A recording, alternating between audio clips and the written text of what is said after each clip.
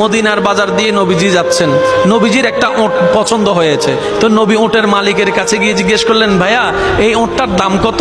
ওই দামাদামি হলো, নবী সে দামে কিনতে রাজি হলেন, কিন্তু নবীর কাছে তখন অর্থ ছিল না। তখন নবীজি ওনাকে বললেন, আপনি আমাকে ওটটা দেন, আমি এখনই গিয়ে আপনার সেই প্রাপ্যটা পাঠিয়ে দিচ্ছি। ওটের মালিক ওনাকে ওটটা দিয়ে দিলেন। আশেপাশে যারা ওটের মালিক ছিল সবাই জিজ্ঞেস করতেছে, এই পাগলা, তুমি কি যাকে ওট দিয়েছো তাকে চিনো? বলে যে না। নাম জানো? বলে যে না। পরিচয় জানো? বলে যে না। ঠিকানা জানো?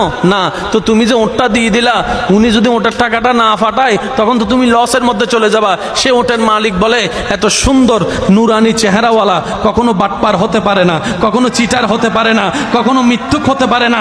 ওনার চেহারা দেখেই তো আমি উট বিক্রি করার আগে মনটাই বিক্রি করে দিয়েছি, মনটাই বিক্রি করে দিয়েছি, মনটাই বিক্রি করে দিয়েছি। তোমরা যাই বলো, আমার মন বলে উনি আসবেই আসবে, টাকাটা পাঠাবেই পাঠাবে।